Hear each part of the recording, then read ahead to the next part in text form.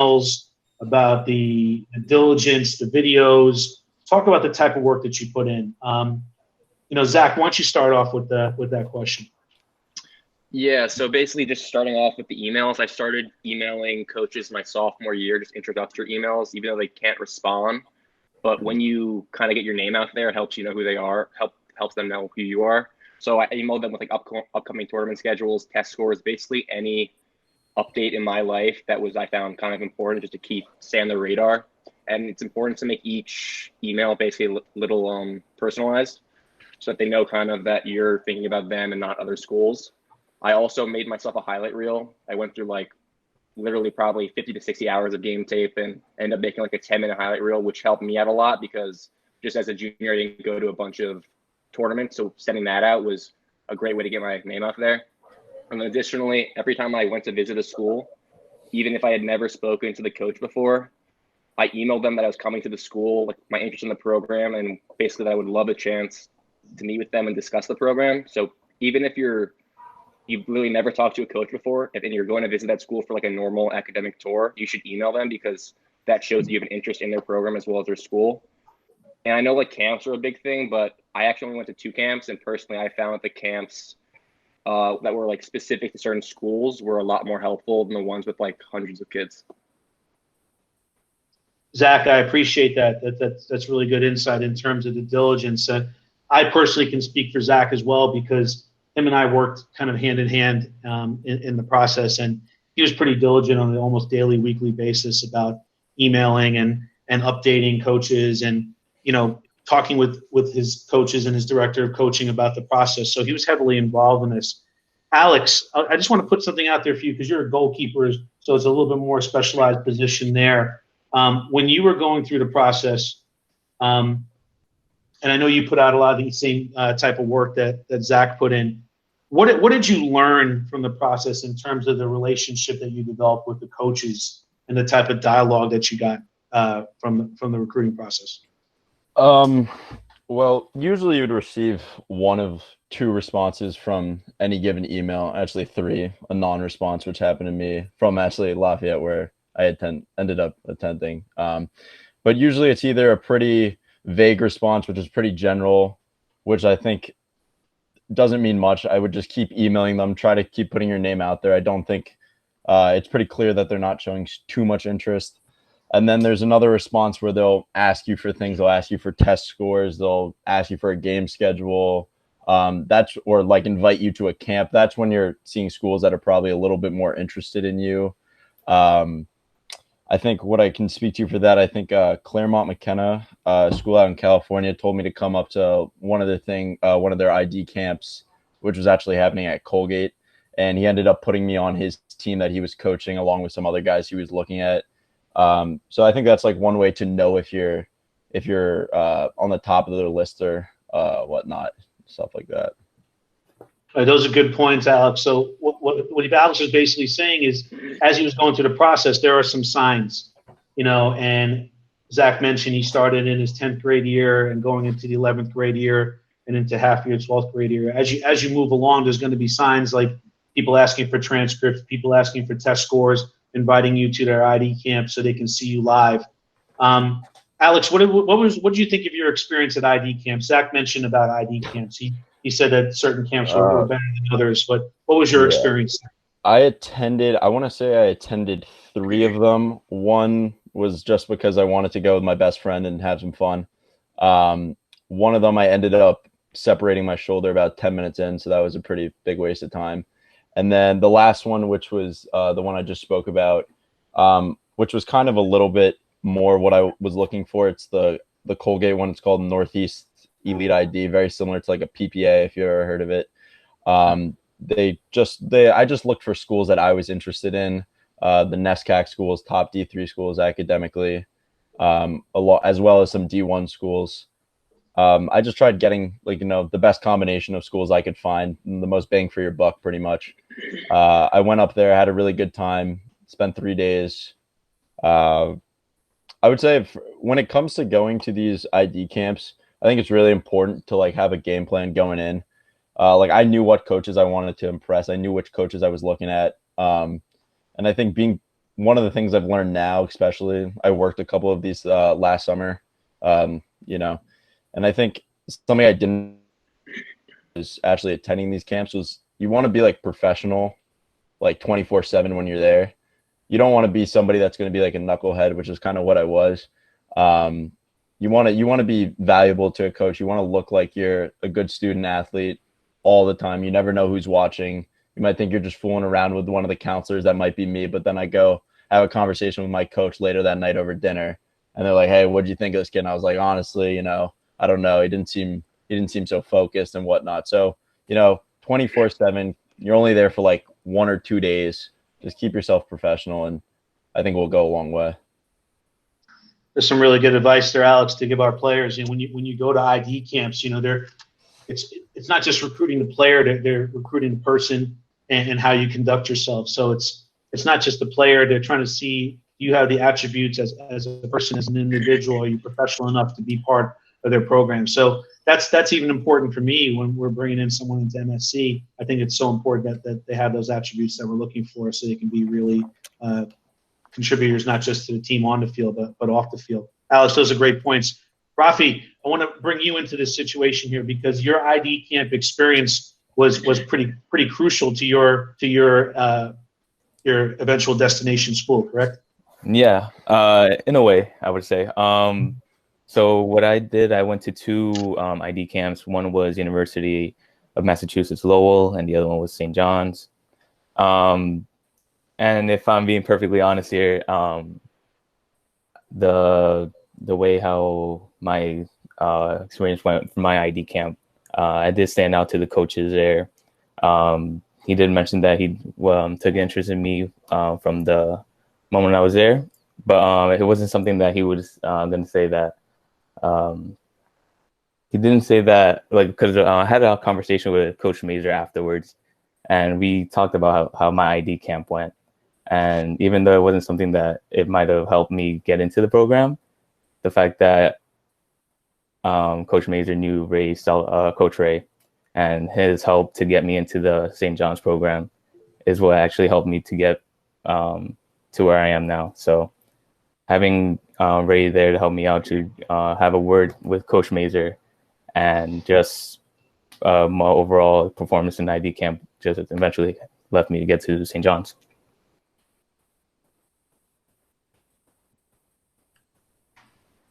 That's great. Thanks, Raf. I appreciate the words there.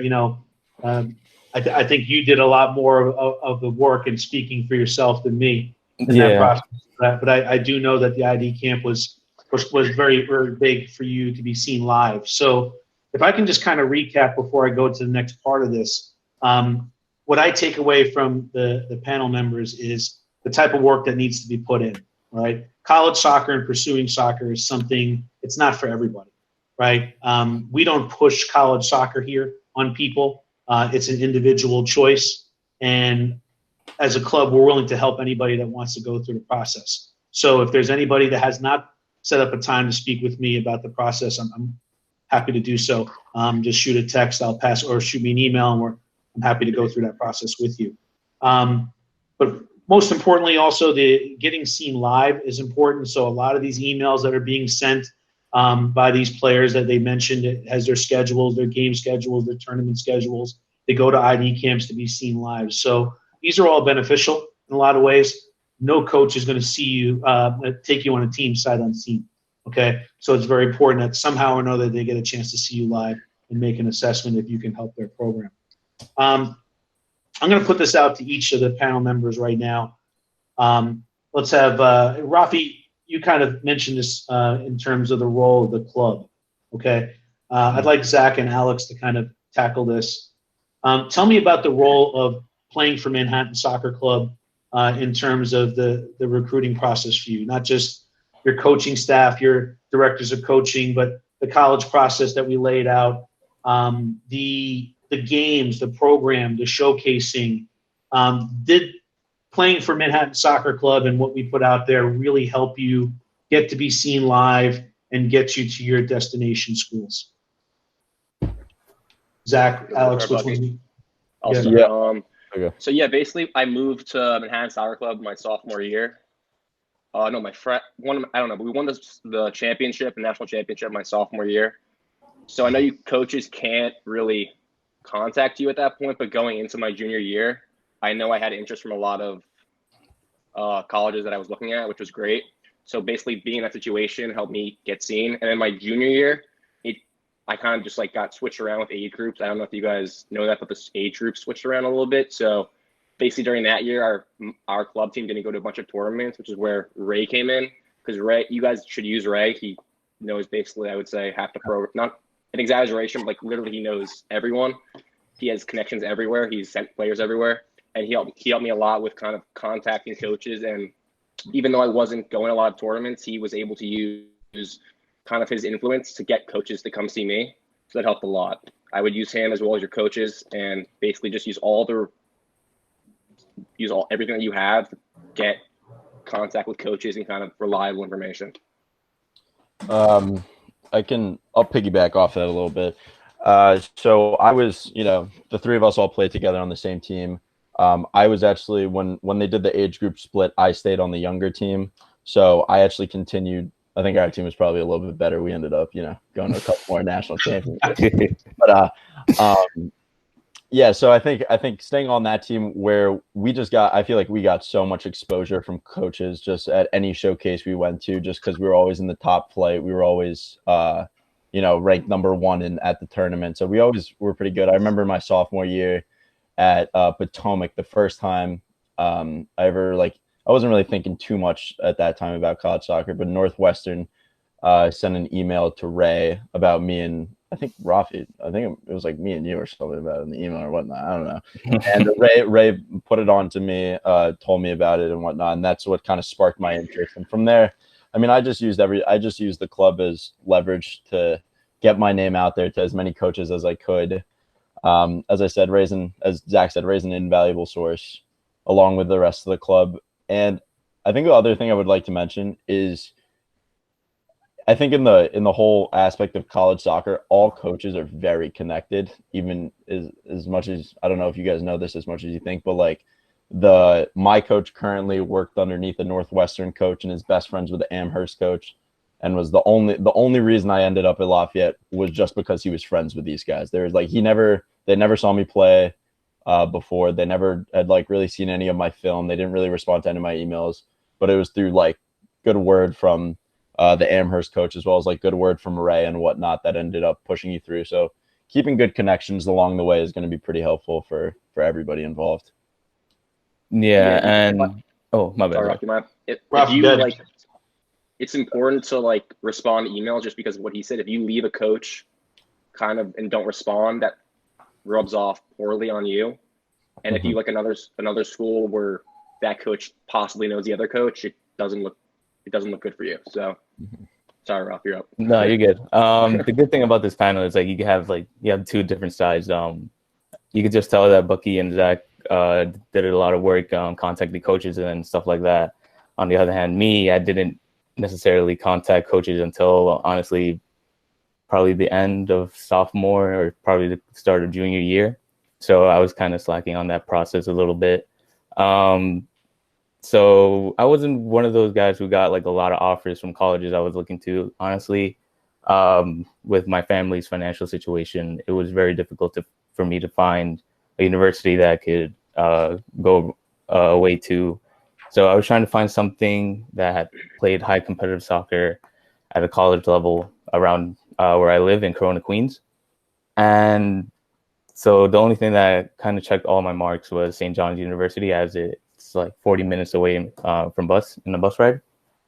And just the fact that I was accepted by the university with my academics, that's when I asked Coach Ray to help me out to see if so I can get a roster spot into the team. That's how his connection was very valuable to me. Because if it wasn't for Ray, then I doubt that I had a good chance of being part on the team. So having Coach there, everybody should use him. He knows everybody, and literally just changed from me being someone that might not have a chance to being a walk-on to now being a crucial role player in his team right now. Guys, I appreciate your answers to that question. And as you see, everybody has a different path here that's on this panel. The one thing I will say is, the college process, there's no guarantees in the process. You can go through all the work, and next thing you know, the college may not be interested in you. So again, I call it the eye of the beholder. If you are the job of the club, in my mind, for those players that want to take on the college process, is to help you get seen. Okay, and there's various ways, as you see, to be seen here. Even your own league games could be opportunities to be seen. We've had coaches come to our league games who are in the area, or we're traveling in New Jersey, or we're in Connecticut, or we're in Boston, and next thing you know, it could turn into a showcase opportunity. So I'm happy to help anyone in the process that really wants to pursue it and put in the time and the energy to do so. So like I said, I'll put out my email. My email's on the website as well. I know most of you have my email. Let's set up a time to talk and run through the process, and also make sure that you're spending the right amount of time on the college process, on the schools that are realistic. And that's one of my things that I really point out to players is, I always say shoot for the stars, but I also say shoot for academics first, and then the soccer will fall into place at the right level. So guys, those are some really great answers, and thank you for that in the recruiting process. I want to hold off on any questions. I see some questions are coming through on the chat, which is great. Thank you for that. We'll wait at the end. And if there's any for me, I'll make sure that I answer them separately in emails after the presentation is over. Okay. Next phase of this panel is about playing at the NCAA level. Okay. As you see, we have players here that play at the NCAA Division I, power conferences, Patriot League. We also have a player here that plays at the highest level of Division III. I call Tufts a Division III program that acts like a Division I program. So what I do tell people is playing in college is not easy, okay? Not everybody gets a chance to do so. Getting that opportunity is very hard, and the recruiting process it is subjective, right? College coaches want to see the players in their mind that they can help their programs out. So I want to open this up to the panel members here, and each one of you, if you can kind of just describe the talent level of the players at your schools, who are your teammates, and also the opponents that you play against. What stands out about them? Tell me about the level in terms of those players and the players that you play at the club. I would like to go first. Hey, Rafi, this is Rafi, right? It's Rafi now speaking, right? Yeah.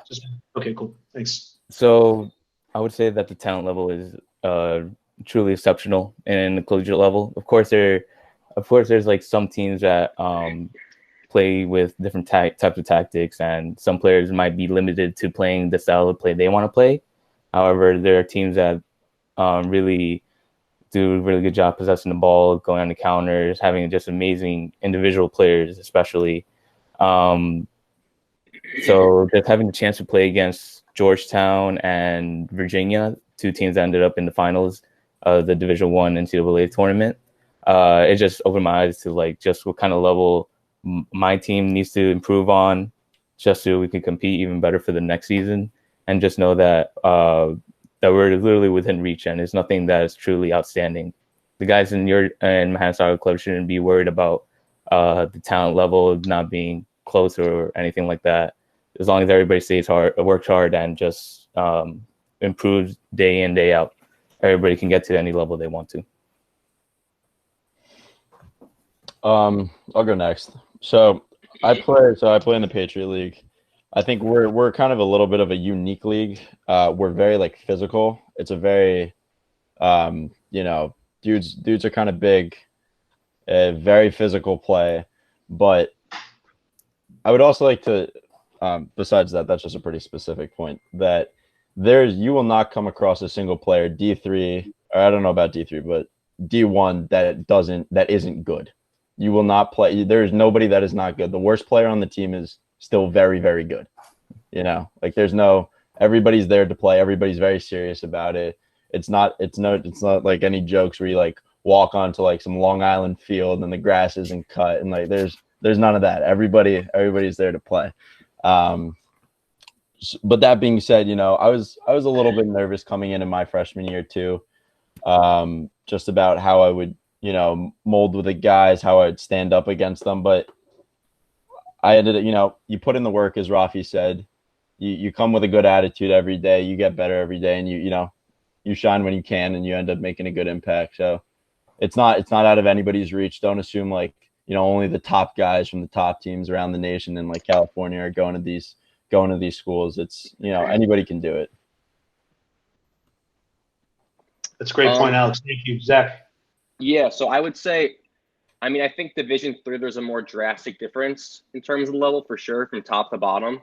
But I'd say the level I play at with Tufts and being in the NESCAC, which is our conference, it's a very high level. I would say the kids in our team are extremely good at soccer. And I think even the players who aren't as good in the league, maybe some other teams or whatever, they still have a big impact. Not because you don't have to be great at everything to make to the next level. You should always be well-rounded. But if you are great at one specific thing and you're well-rounded in the other things, it's very easy for you to basically thrive in the college environment. And I would say for the NESCAC specifically, kind of like Bucky was saying, it's an extremely physical league. That's why some kids who aren't, I think our team, Tufts, is extremely technical for the most part, but some of the teams are able to get by because of their athleticism and physicality. And for me, I think that was a big transition going into my freshman year, just the physicality and kind of the pace the game was played. When you get the ball in the NESCAC, it's kind of we like to say, you get closed down kind of twice as fast as you might in club. And unless you're Bucky, it's unlikely you're going to be playing 90 minutes, which I'm sure a lot of you guys do for club at the moment. But even if you're playing 45 to 60 minutes, I'm willing to bet that you're going to be just as tired, if not more tired, than if you were to play 90 minutes at the club level. So I think conditioning is extremely important. I don't think I was ready for that going to my freshman year. But I would say that's a very big difference between the club and the college levels. I'd just like to add on to Zach. Yep. I cannot stress the importance of fitness conditioning.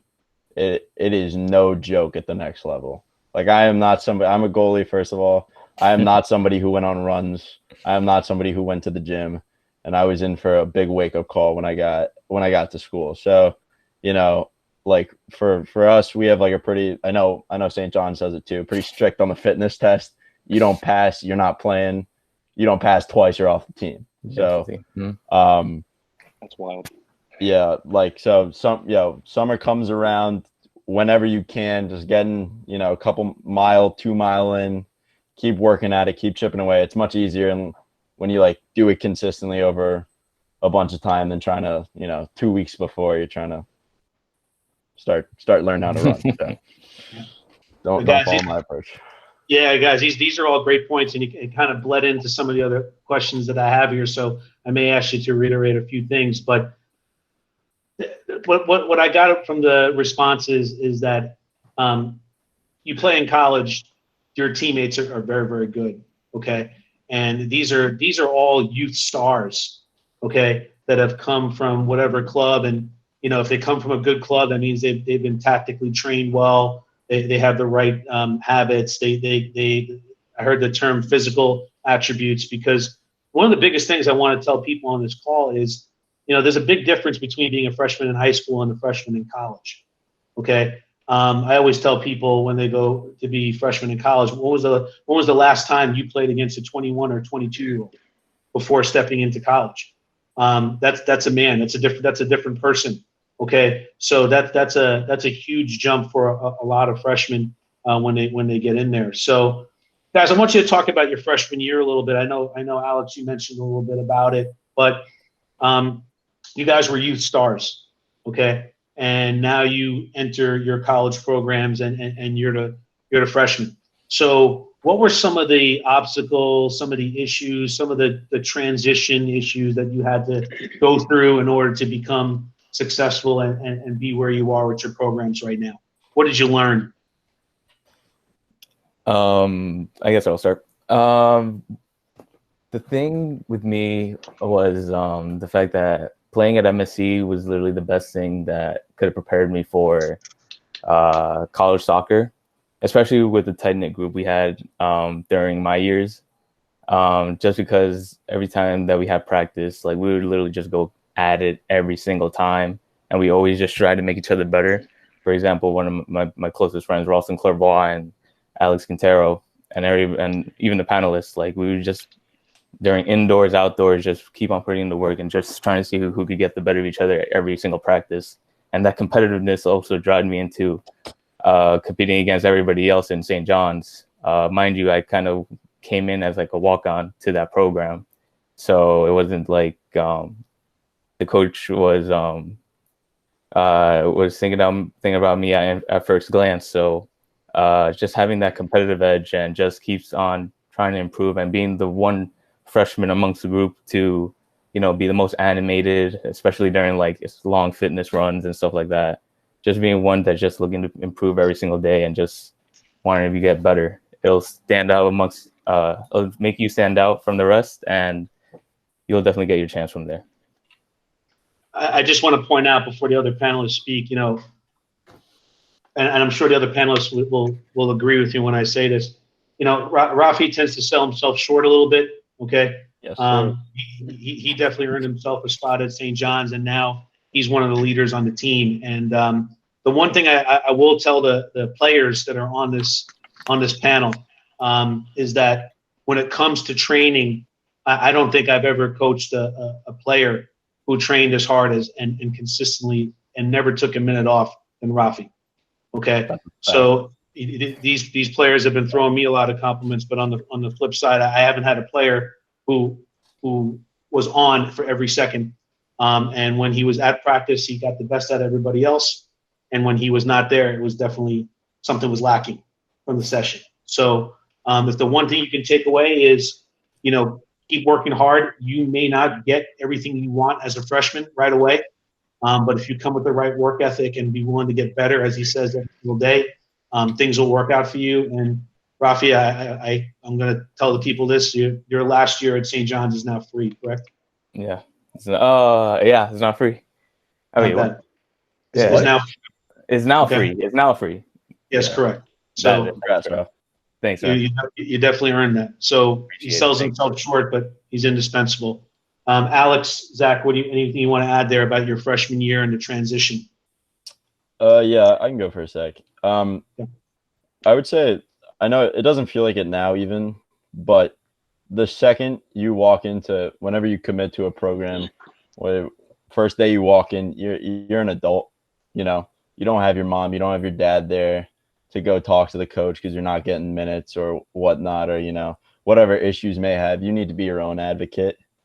And that also, besides being an adult, that comes with other things. It also means, like, as I said before, when you're at the ID camps, when you're there, you need to be professional. It's not, especially, I don't really know the difference between the D3. I'm sure it's the exact same, but from the moment you get to practice, there's no, like, you're not fooling around. You don't bring like 80% of the energy, like, because it's a bad look. Like, the coaches are there, they make their money, that's their living, is to put out the best team they can possibly put out. So if you're not going to put in your 100% every single day, or at least try your best, they're not going to give you a day's notice. Like, I can't even. That's the thing I would express the most. Just coming in every single day, try to be consistent, bring in the 100% all the time, and I think that will go a long way. And not to mention, it probably makes you a better person. Yeah, who knows? Perfect, Alex. I just want to mention about Alex as well. What he brings as a goalkeeper. We haven't had many goalkeepers as good as Alex Sutton in this club.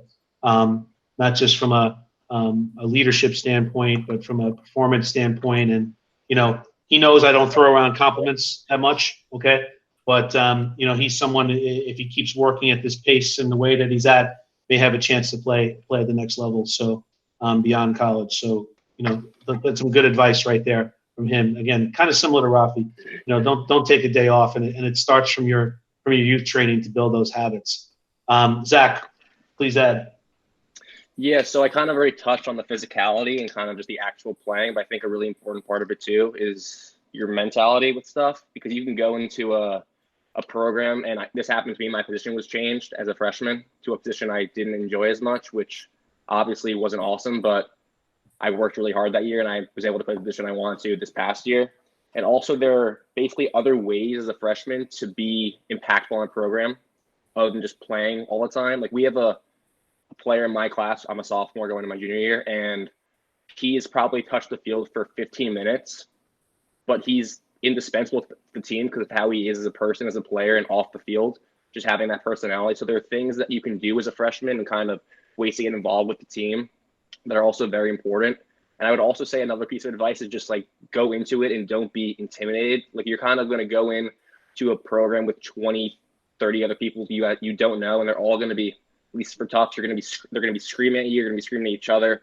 It gets very competitive, and like you know these people for about, you get on campus, you know them for about 2 days, and then you're on a field and they're screaming at you and just all like those type of things. But you need to realize that that's just kind of part of the game, and then off the field you're still one big family. So don't be intimidated. Kind of go into it with the same confidence you would in club. That's some great advice right there. Just players, even at the club level, I hear players all the time say, look, I'm a forward, I'm a midfielder, I'm a defender, right? The more versatile you are, the better. The more receptive you are to playing different positions, the better. Obviously, coaches want to put you in places that you can succeed because they want you to succeed so they can as well. And it's the same at the club level. So you have to be willing to play whatever position they ask you and learn it and understand that coaches do. There's a phrase in coaching, and that coach is king, okay? And I've heard that at the EPL level. I've heard that even at the youth level. And it's their way. They hold the cards, and you have to make sure that you adjust and learn how to be successful. And I had to do that as a player as well at my college. I played out of position for a bit, and at first, you're 18 years old, and you're kind of like, what am I doing? But you know what? You learn, and you find a way to be successful and end up being there the entire time. So, so important, Zach. That's really great advice there. Almost done with the playing at the NCAA level. I think there's some really good tidbits here. One more than tidbits, a lot of great information. Rafi, I'm going to bring this up to you. Okay, this is specifically for Rafi. Okay. Yeah, no problem. And sometimes things don't go so well your freshman year. Okay, and you think about, I call it the T word. Okay. The T word is called transferring. Okay. Yes, and that happens in the NCAA a lot. Okay. From 4-year school to 4-year school, sometimes transferring happen. Okay. But, for me as a director of coaching, and as a parent as well, I have a daughter, and, when I make a commitment, we make a commitment. That's the way I look at things. And when we commit to a school, everything is not all roses all the time. There's going to be peaks and valleys, and it's going to be up to my daughter. It's going to be up to my players to kind of find a way, to be successful. So the first thing I don't want to do is say, hey, I'm going to look someplace else. Okay. Because I think that's something that also transfers in life. Rafi, why don't you tell me a little bit about your situation and kind of what you went through and where you are right now, because you decided to stick with it. Yeah. So it was by the end of my freshman year and by the beginning of my sophomore year, I just noticed that, first of all, like I said before, financially, my parents were struggling to pay off the tuition to go to St. John's. So that was just the main priority. However, the next one would be everybody from my team started leaving as well, as in my freshman class. Right now, I'm the only one in the St. John's team that sticked around since their freshman year. So personally, for me, like just having like the people I just came with who were exactly the same mindset, exactly the same intensity, who actually played at a very high level, and everybody just having a chance to move on, I was like, all right, maybe I could find somewhere else too. Once I realized that the transfer process is also very complicated and very difficult in that matter, that's when I decided, I'm like, all right, look, I'm gonna just gear down, do exactly what the coach is asking me for. Honestly, improve certain aspects of my game just so I could so the coach could know that I will be at that use of him whenever and wherever. So by the end of my sophomore year, or toward the end of my the season in sophomore year, right, one of our players got injured, and then I had to step up to play in his position. So once I started playing, the coach started to realize that I've been balling out. he knows that I've been starting playing really well. So once the player who was injured from St. John's started getting fit again, he kept me as a starter the whole time. Because then he noticed that I started playing really well. I took it in myself to make sure that I was playing better than him every single day, and just cleared my mind of trying to transfer away. So I made it a priority to stay at St. John's and seek out athletic scholarship help from the coaches. And after my performances this latest season, they finally gave me a full scholarship to St. John's. So I was very happy with that. Well, Rafael, there's some it's a real story right there in terms of, bringing you're sharing a lot of your personal life, which I appreciate the transparency there. But, you stuck it through, and now you're going to be part of a team as a senior leader going into this coming season. So, again, the peaks and valleys are always going to be there.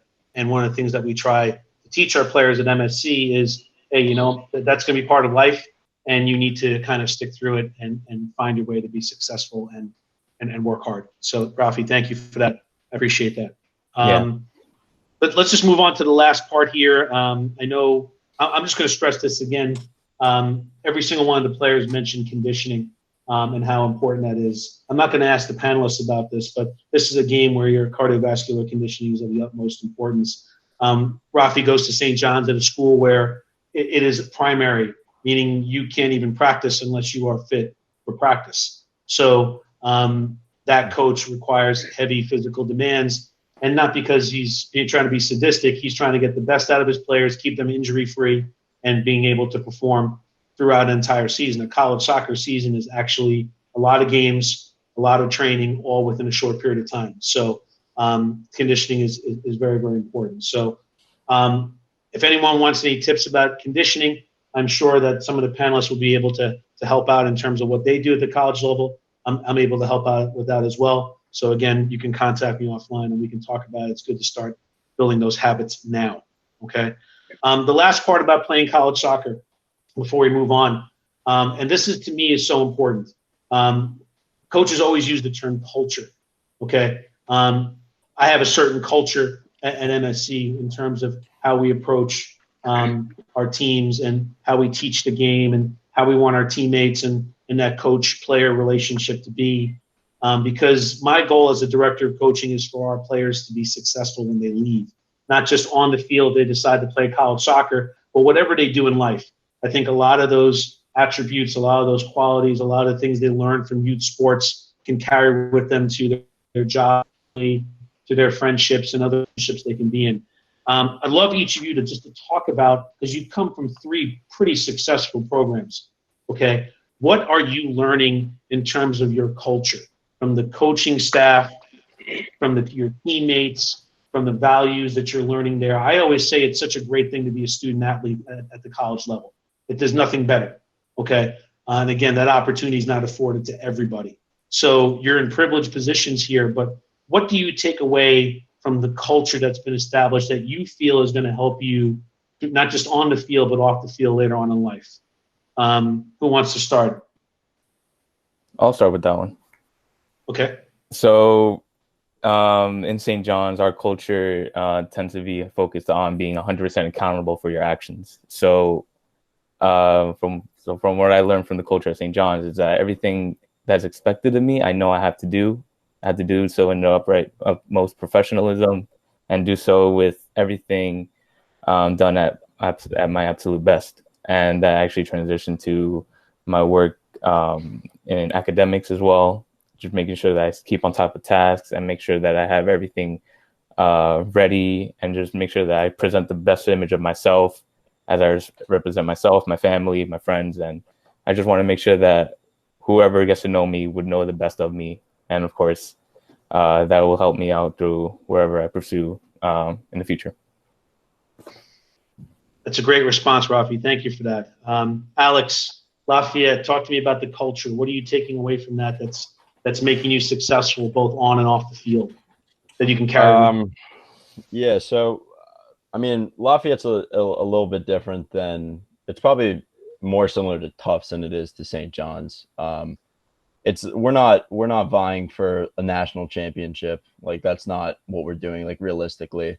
I think if you want to make soccer your route and you want that, then the coaches there will be there for you and will put that as your priority and help you get along with that. But I think really what I think Lafayette College does, at least the program, as well as I'm sure almost every D1 school, is they really teach you how to, like, grow up and teach you how to be a man, as Raf said, like, being accountable for all your things, bringing good energy to all your things, like academics, like, you know, having good academics to get into the program. You can't just let it go to crap once you get there. Like, they expect everything. We have team expectations. If you drop below it, you're not playing.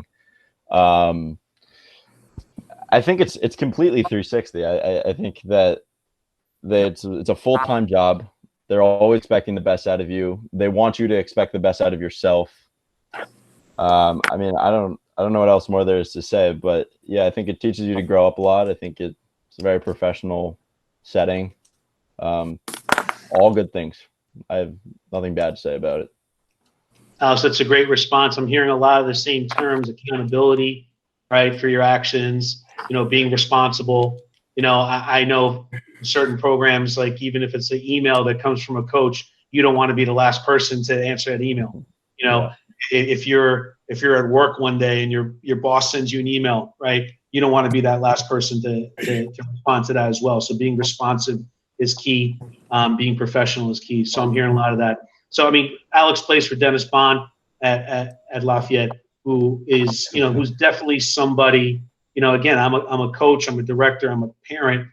He is somebody that I would definitely want, my child to play for, because well, for me it's she, but if I had a son to play there, they would learn those values, and being around that person and being part of that culture is going to help them later on in life, whatever they do. Dave Mazur at St. John's, I've known for a very long time, and he's very tough. He's very demanding. But what I always say, he's the tough teacher, right? And all of us have had the tough teacher, the tough coach. And, during it, you're kind of like, wow, why is he like this? Why is he really tough on me? It's because he wants the best out of you.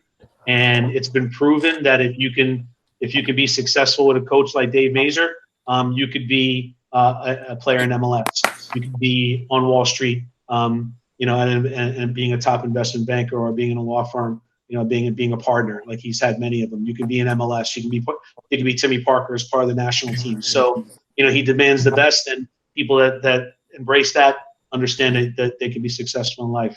Zach, Tufts, there's really not much I can say except that is a Division III dynasty. Okay.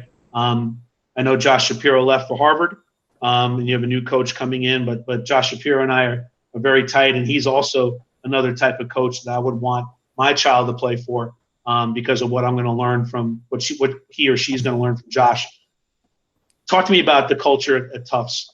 National championships galore, but what are you taking away from the Josh Shapiros of the world, that's going to help you later on in life and also be successful on and off the field? Yeah, so just like you're saying, I think the culture at Tufts is easily the best thing I've ever been a part of in my life. And I could honestly go on for probably 10 minutes about the culture with our team and the coaches, kind of the morals that he's instilled upon us. But I think some main ones are just being, like Bucky said, responsible. I think a big thing is supporting each other as a team and kind of working together. Like, our bench on the team, on the field, we don't sit ever. We stand up the entire game. And that's kind of just to support the players and stuff like that. And being able to work with people, like, he uses the term solve problems. There are times in the field where I've literally, me and a kid have gone into screaming matches on the field just over stupid things, and getting to halftime, we'll, fix it on going in the second half and producing a goal and stuff like that. And just basically to take it one step at a time. We won the last 2 national championships, but we never go into a season. Like, that's off. We have one meeting a year at the beginning of the year where that's kind of, we say our goals, but you don't go into a game against Amherst thinking about 10 games down the road playing for a national championship. You have to think about that game, whether it be Amherst or a team like Trinity or really any team. You have to go into that game with the same mindset. That's kind of, I think, the way you should go about life. You shouldn't, even if you want to do something in 10 years, you should focus on what's tomorrow, what's this week, stuff like that. Okay. I mean, those are great responses, and that's a winning culture there. So obviously they've already proven that what they can be successful and the lessons that they're trying to teach. So guys, those are some really great answers in terms of culture and some really good oversight right now and some good information on the college recruiting process and playing at the NCAA level so far. So everybody, just be ready for some questions. We got the last part coming up before I open up for questions and answers. And guys, again, thank you for everything you're doing. I want to talk about academics, okay, and the balancing act, I call it, with soccer, with college soccer. So, I was a college assistant coach, okay, and I used to go into people's homes and I used to be on the phone with them and talk to them about, the college recruiting process. So, balancing your schoolwork, and soccer is something that you've been able to do pretty much your entire lives. When I used to tell players, prospective recruits, that when you come to college, that doesn't change. Okay, that doesn't change at all. What changes is, and I heard someone say this before on this panel, is mom and dad are not around. You have your own room, you set your own hours. What type of decision maker are you? So I used to tell players all the time, if you're a good decision maker, and you already balance your schoolwork and your soccer, you're going to be really successful in this program. So I want to give people who are listening to this panel just an idea of how you guys balance your academics and your schoolwork. And I'm going to put you through different scenarios here. I'd love for you to take this on. The first one is, and at the end, I'll also give you a little bit of insight of mine as well, but in season and out of season routine. When you're in season, you're in your schedule, you're in your full training. You may have a certain routine when it comes to that. When you're out of season, when the season's over, I know you find there's a hell of a lot more time that you have on your hands, even though you're required to do certain things. But can you guys give me a little bit of a background about in season and out of season routine? What is required at your schools in terms of for yourselves and how you balance your academics and your athletics? Yeah, so you mind if I start? Yep, Zach. All right, at Tufts, you're very much a student athlete, where everyone, the coach, is bought into your academics. We have kids who come to practice maybe 15 minutes late once a week because they have a lab, and that's completely acceptable if you talk about it with coach beforehand. And for me personally, I have more free time in college than I've had in my entire life. I live in Manhattan. My school was in the Bronx. And then for 2 years, I was going to Queens for soccer, and the next 2 years to Reynolds Island.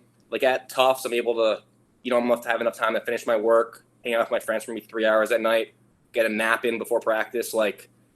For me, having everything within a walking distance is just much easier. And I would also say most of the kids on my team would agree with this. In terms of schoolwork, it's much easier to actually get it done during the season because you have a very regimented schedule where you don't have much time for procrastination. Whereas out of season, you're kind of more of a traditional college student where you have lots of time to procrastinate, and that kind of just keeps building up. So I did not think it was that big of a transition. I would say the challenges of the actual work are much harder. Tufts is an extremely hard school academically, but in terms of the timing, I think it wasn't much of a transition for me.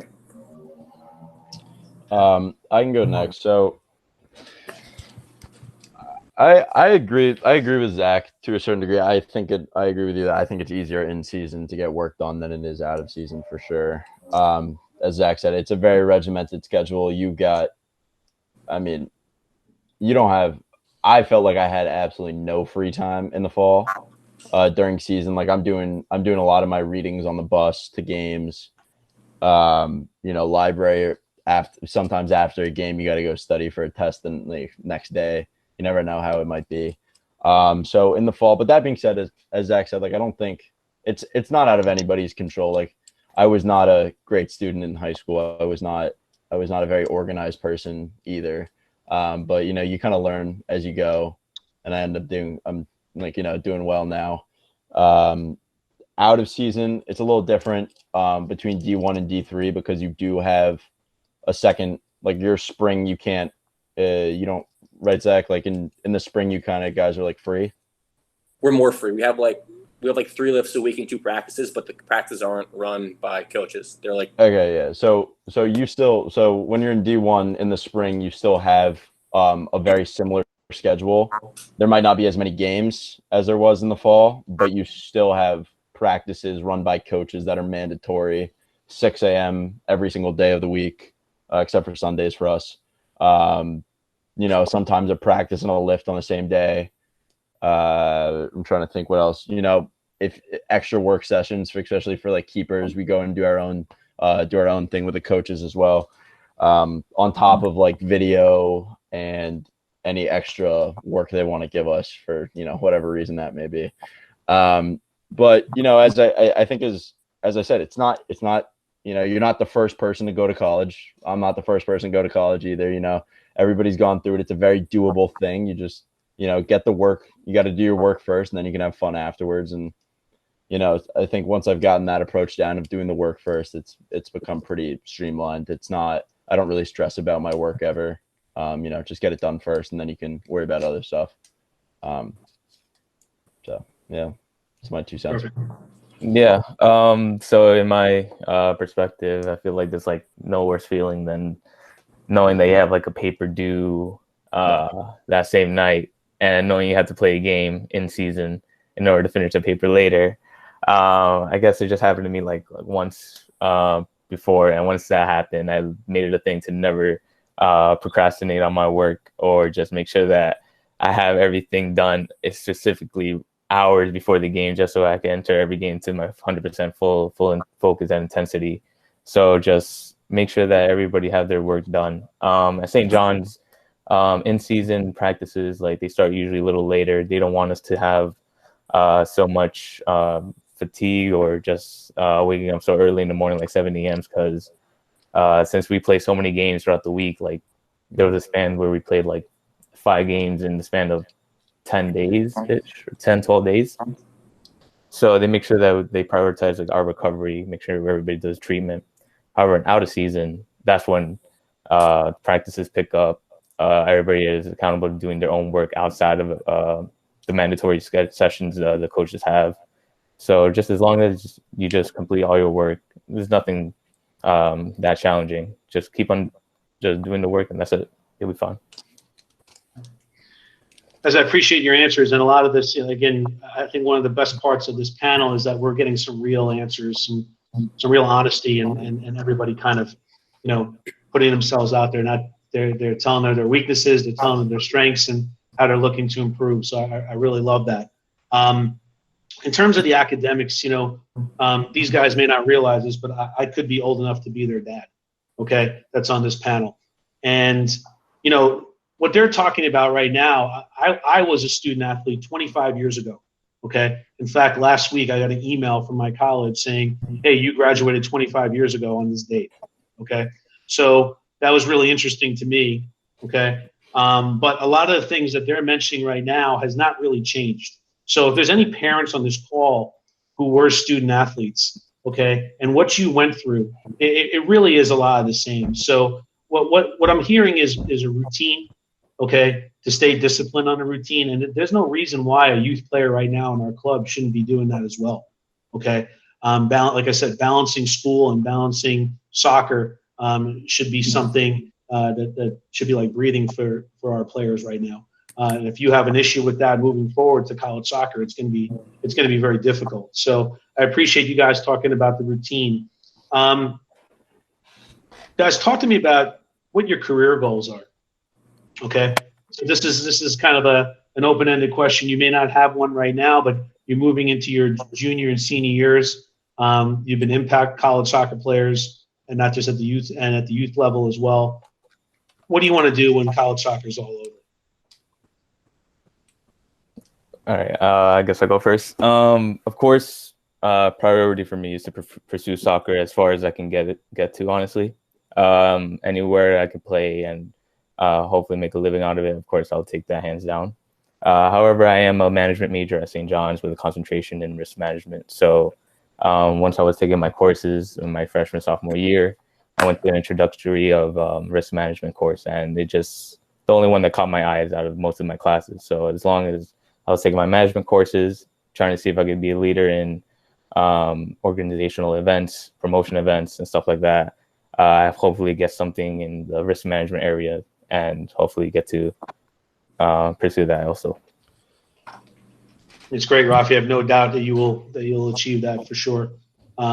Zach, Alex. I can go next. So I would say, going into college, thoughts of soccer after college were almost non-existent. But I think once I got there, started playing. I started playing I won the starting job right from the first preseason game my freshman year, and I've been the starter since.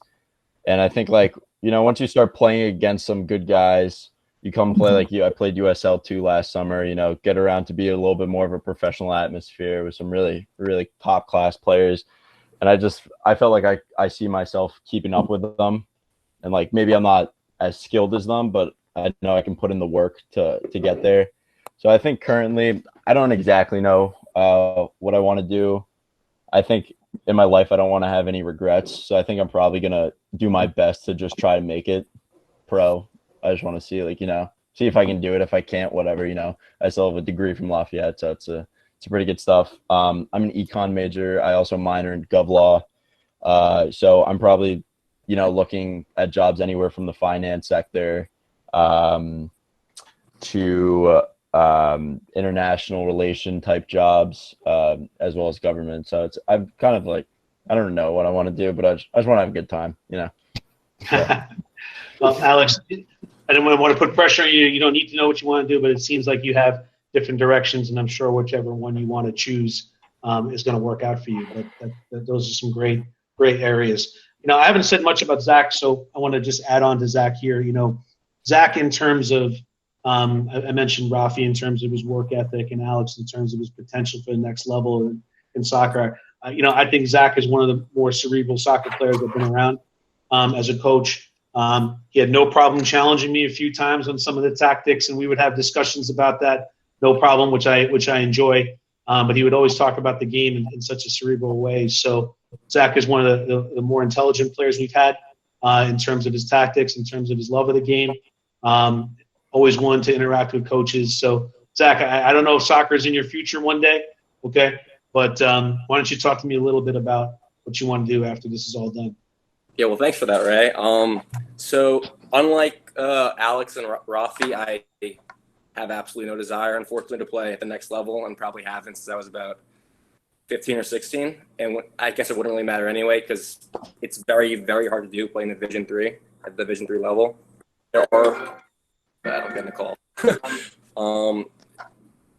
As I was saying, it's very hard to do at the Division 3 level. That doesn't mean people do it. I think there's a Ken Amherst right now that probably could play professional soccer at some level. But yeah, I'm majoring in economics and I'm minoring in finance, and sports have always played a huge role in my life. I played baseball till I was 11 and basically soccer through now. And so I'm just trying to find a career path that combines both my interest in finance with my love for sports eventually. It's good. I'm sure you'll find a way to be involved in sports at some level. So those are some great career goals. So I hope everyone on this who's listening has got a little bit of an idea of what the process has been like in the recruiting process for these players, what it takes to play at the next level, and some of the lessons that they've learned from their college soccer experience to date. Also about balancing the academics, which I think everyone's doing, but of course at a competitive college soccer level, it's pretty difficult, and these guys are doing a great job of it. So, gentlemen, again, I want to thank you, for hearing me out and my questions and answering them about college soccer and the recruiting process.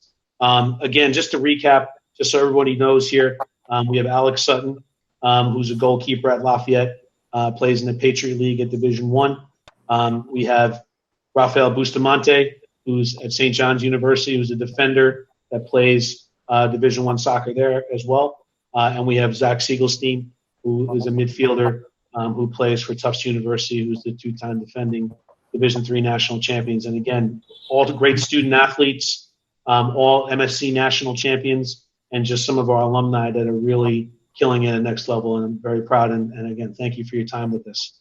What I want to do now is open up for questions and answers to the panelists from the people that are viewing at home. This is where I kind of just, relay the questions. There is a kind of a chat room for comments. There's a couple of questions that came my way.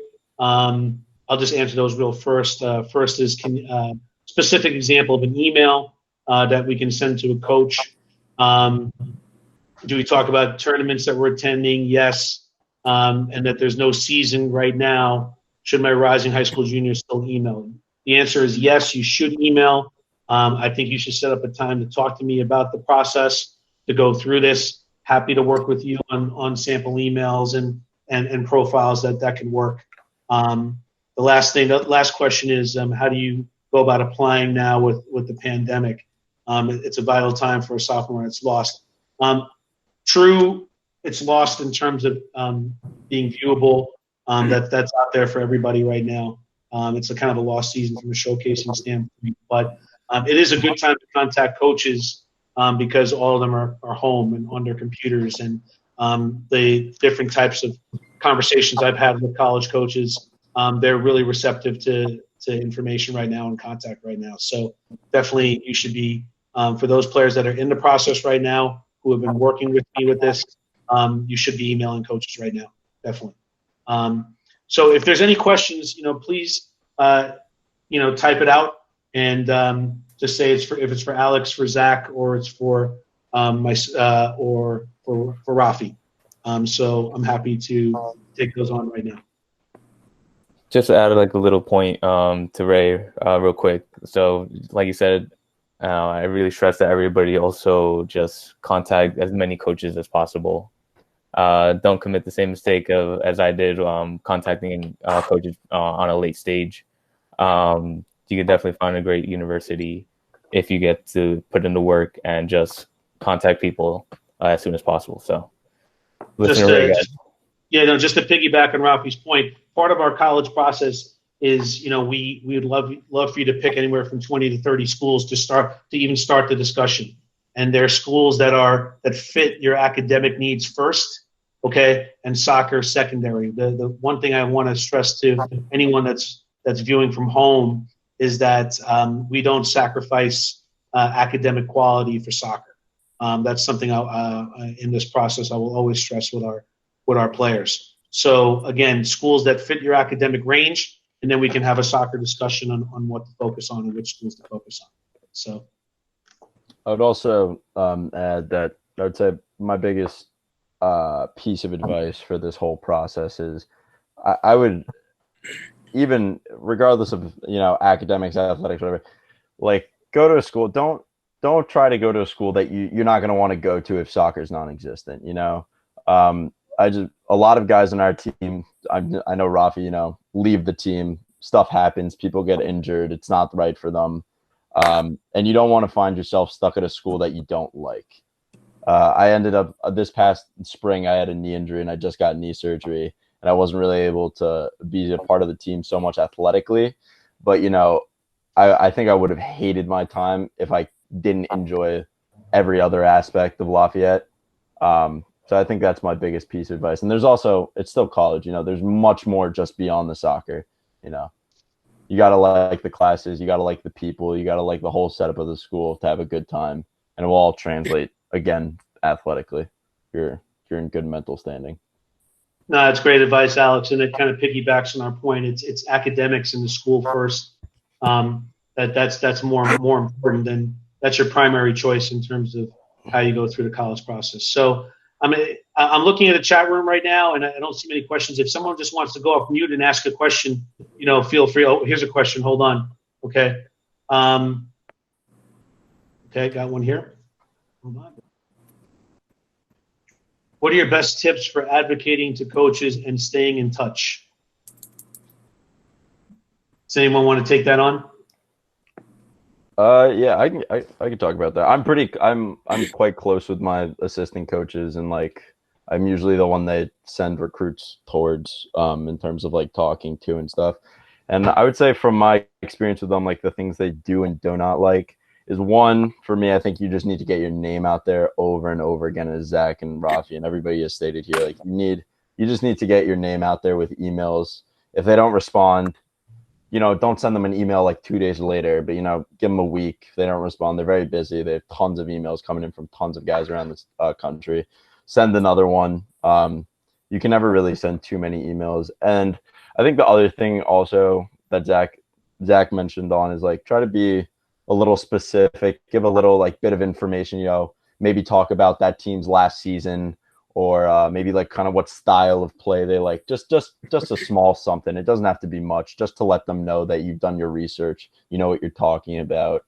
And I think the last thing I would say is probably just try to, I know you guys would always try to, but like, reread your emails. Grammatical punctuation is always good. You don't want to have any like stupid typos, and just being, well-spoken and not too pushy.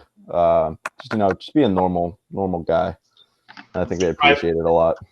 No, that's some great advice, and it holds so true. So I think when you're contacting coaches and staying in touch, the response time of coaches isn't always that great. Okay, I think the key thing is staying in touch. If there's some sort of new soccer event that happens for you, definitely put it out there. Like, hey, I'm attending the ID camp, looking forward to be there. I'm going to be playing in these games.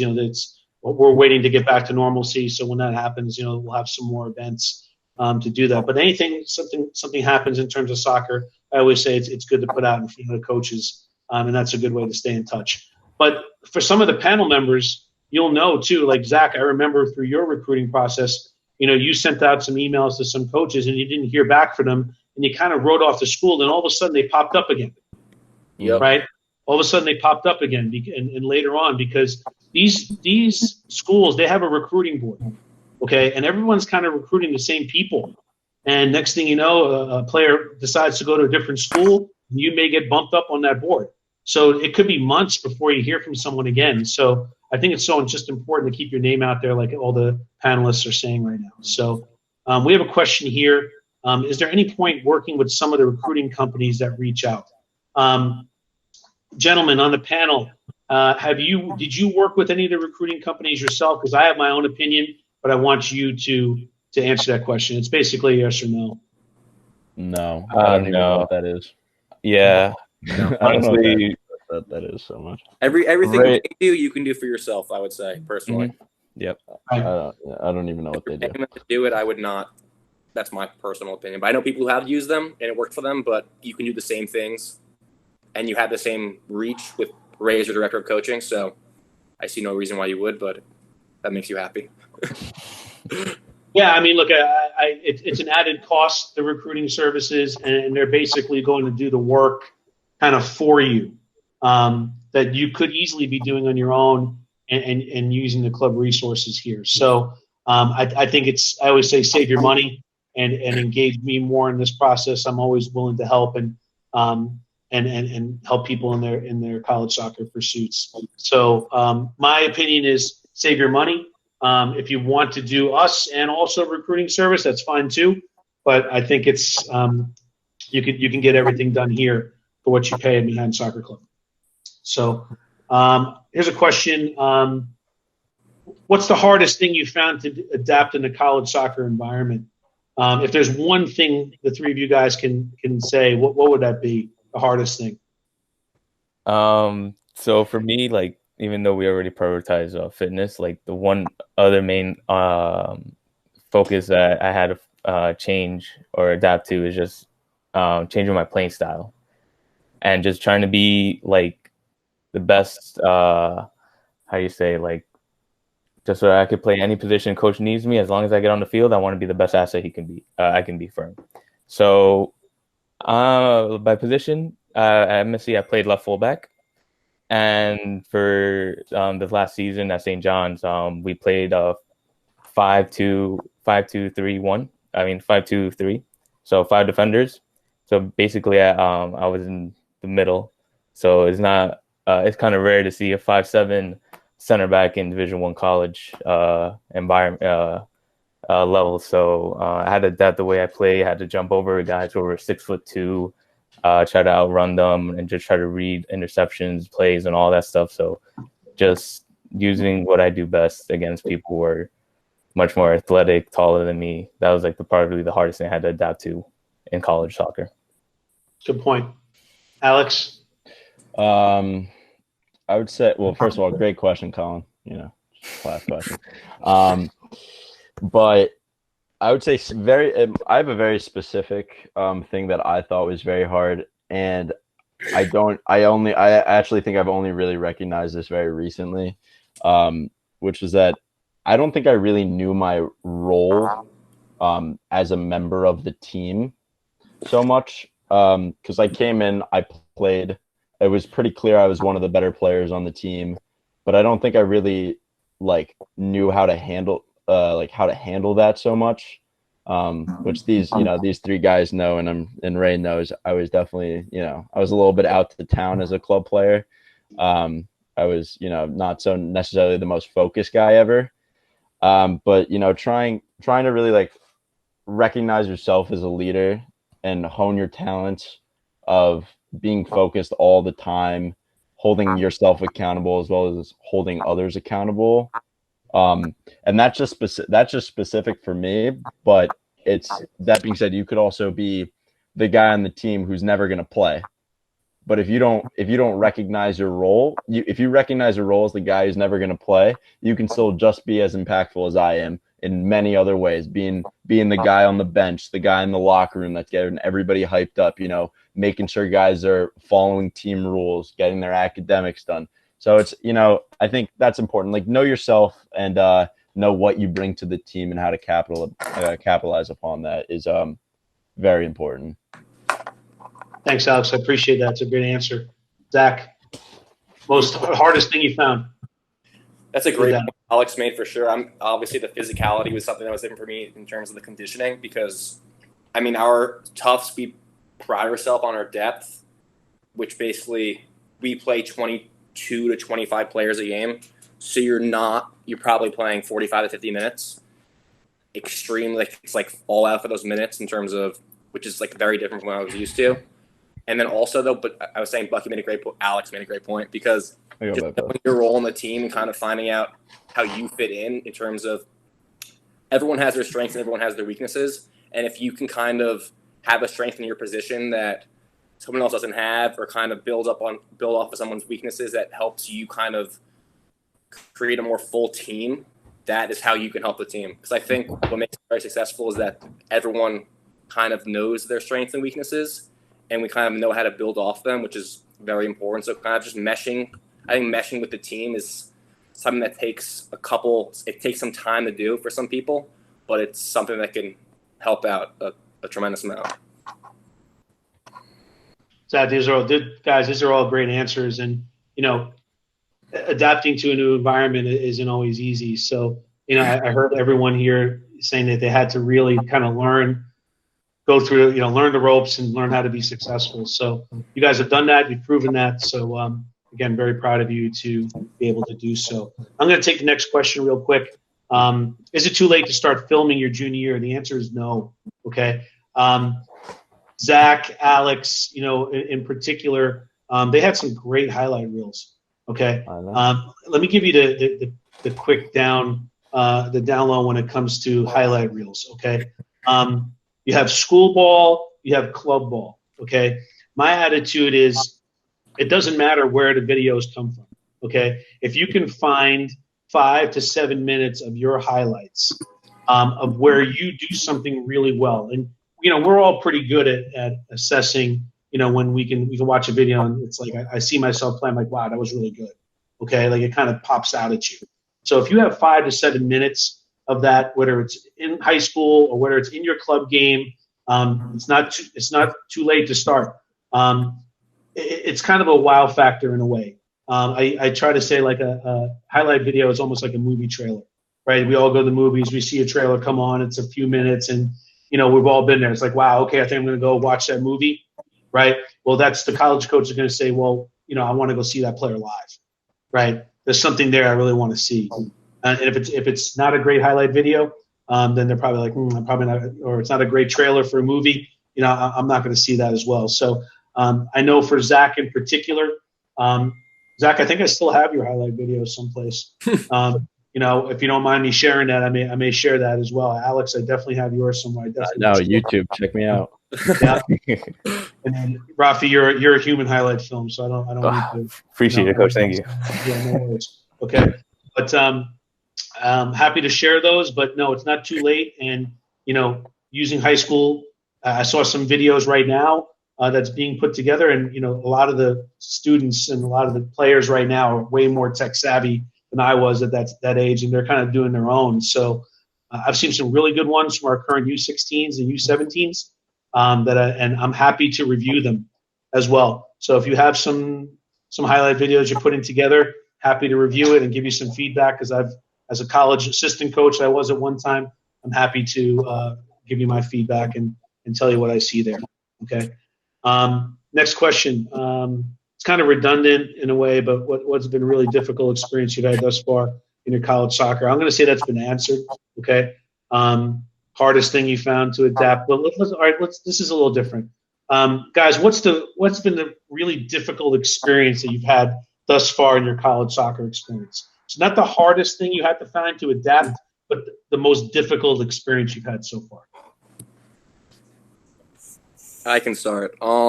So I can give you a very specific example. This past year, we were about halfway through the season. We're coming up on a 2-game stretch where we were playing Amherst, who's our biggest rivals. It was a double weekend, another team. I forget which one it was. And at that moment, the first half of the season, I was always usually the first guy off the bench. I was coming into my position.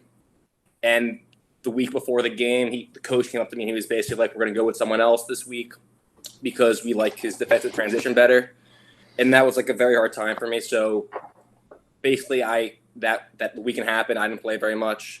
And I just started absolutely grinding and working on what he told me to do. And I went into his office one day, which was very hard for me. He's an unbelievable coach. I will never say anything bad about him.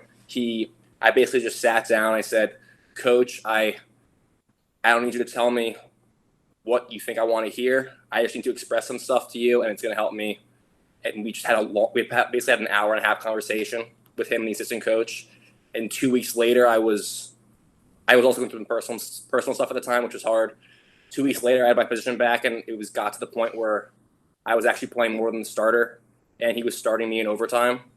Kind of that point, which was like unbelievable. But at that point where he dropped me for a second, was kind of like a wake-up call for me. But it also turned and it helped. It ended up being a big positive, but that was a hard time for me. All right.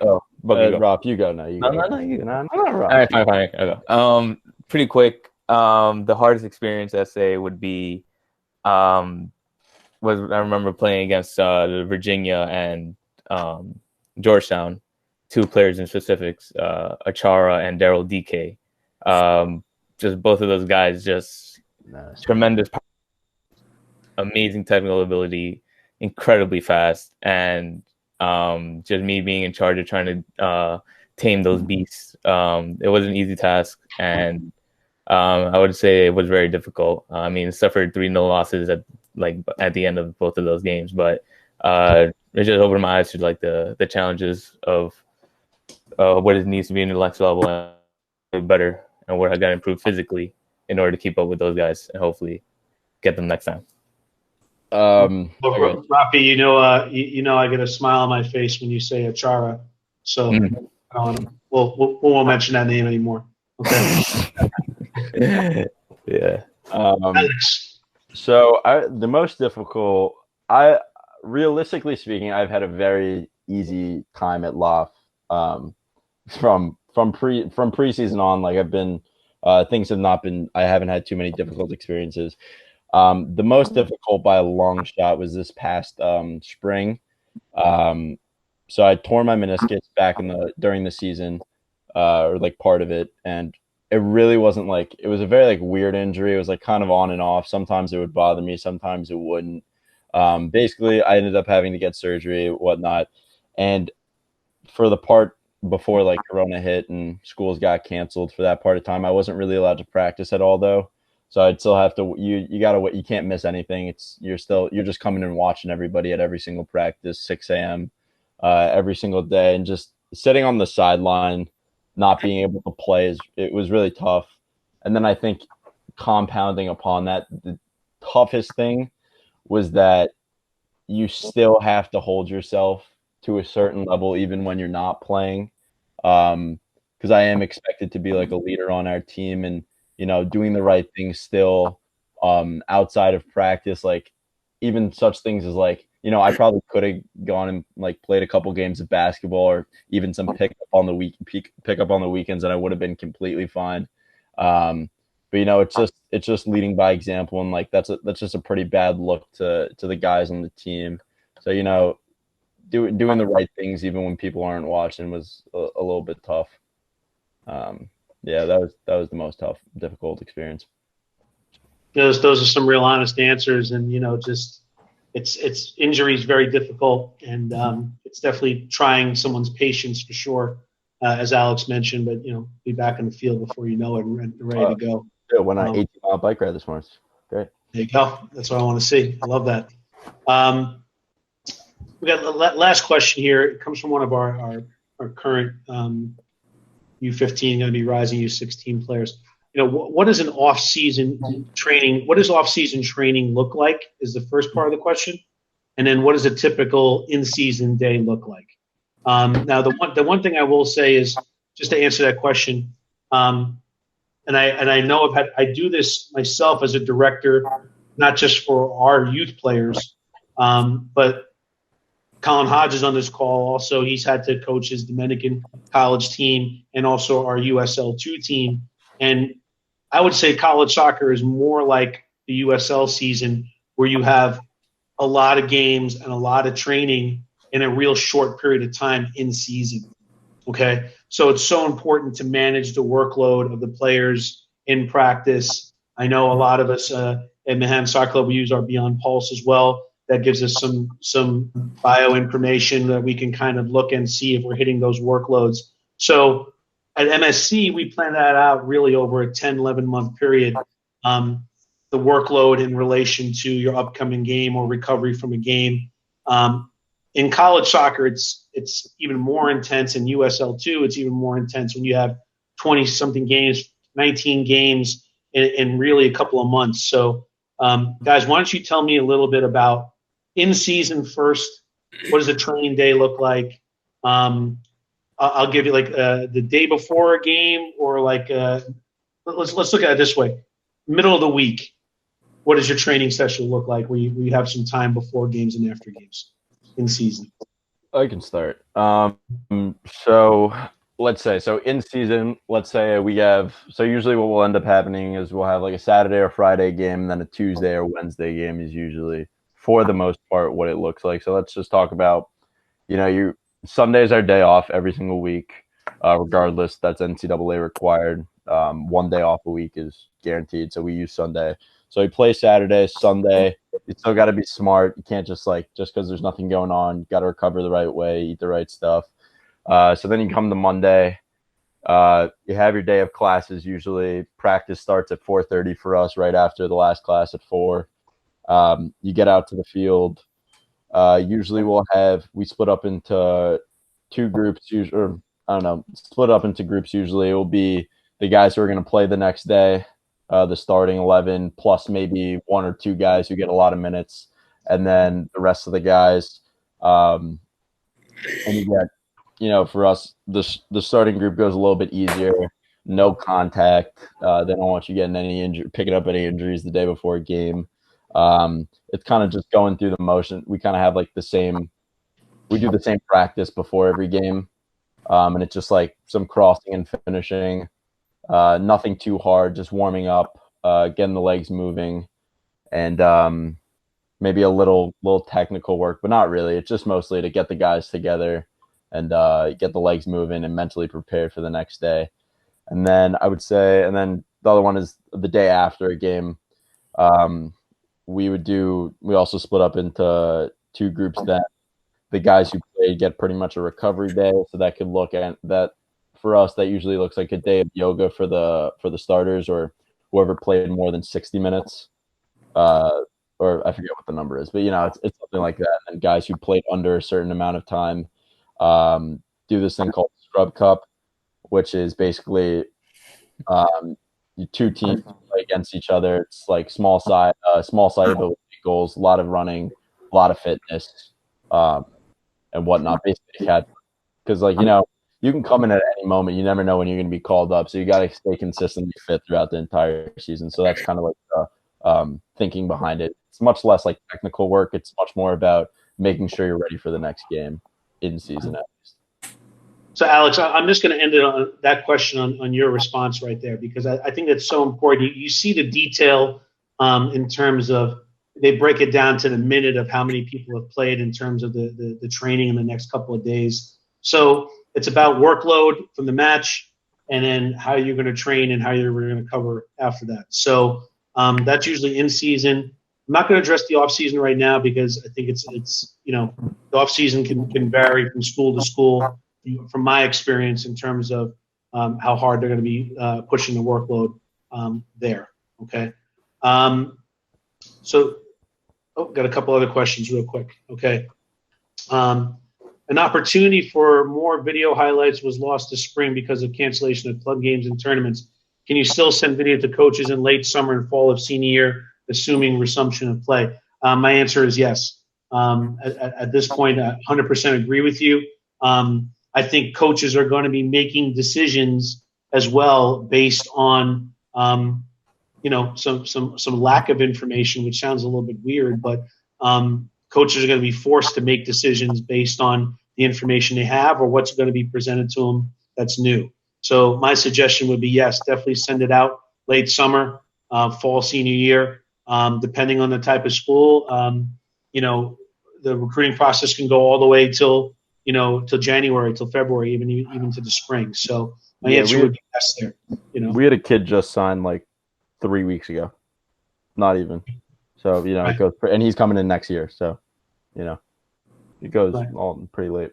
No, it's a good point. I mean, it can come up at any point, but with the cancellation of the season, I think everybody's in the same boat, and it's going to be important that you get your information out and not think it's kind of like a waste of time. I don't think anything's a waste of time at this point. Contact, send information, send video, even if it's coming up this fall of your senior year. This question, if a school is located relatively far from New York, would you say that the ID camps at the school are more important than seeing you at games? And you guys want to take that one? Yeah. I wouldn't use the phrase more important. I think it's more of like, if you want them to come to your games, you may have to do that. So the only real school I had an extended amount of communication with, which I mentioned earlier, was Claremont McKenna out in California. And I ended up, as I said, like he was coming to a ID camp in the Northeast. So I just went to that. He asked me to come to that ID camp, and I ended up going. And then from there, we talked more. It ended up not working out. But I don't think any, as I think Ray mentioned before, I don't think any coach is really going to give you a roster spot without seeing you play in a game. And I think an ID camp might be just an easier way of pushing you, putting your name a little higher on the list. But I wouldn't say it's more important. I think they're both important. Yeah, I just want to piggyback on what Alex said too. When you go through the process and you're informing coaches about where you're going to be and where they can see you play, they may respond, and say, hey, look, we're not going to be able to make that tournament, right? Some schools are hampered by budgets. Some schools have big recruiting budgets. Some don't. I know, for example, Lafayette, St. John's, they have a bigger recruiting budget than Tufts does. But for example, for a lot of our tournaments that we go to, Tufts was there almost everywhere. So I think it's important that you initially reach out through the process, see what type of response are there. That's also the type of information that I can give you just through our experience. If we sit down with your list of schools, there are some schools that going to the ID camp is pretty important for a couple of reasons. One, budgets. Like I mentioned, they can't get to tournaments, they can't get the games, they can't travel. Or two, some coaches really want to see who wants to come to their school. Like you're not going to that ID camp unless you really want to go to that school. So it kind of gives that information to a coach. Like I'm looking at players at my ID camp right now that really want to come to my school, right? So sometimes it is important. I use a school like Emory, for example, that's in Atlanta. We've had a player there just recently, but they don't get to as many tournaments as other places. And I played in the same league as Emory, and the ID camp is crucial to their recruiting. So that's if Emory is a school on your list and you really want to go there, I would recommend going to that ID camp.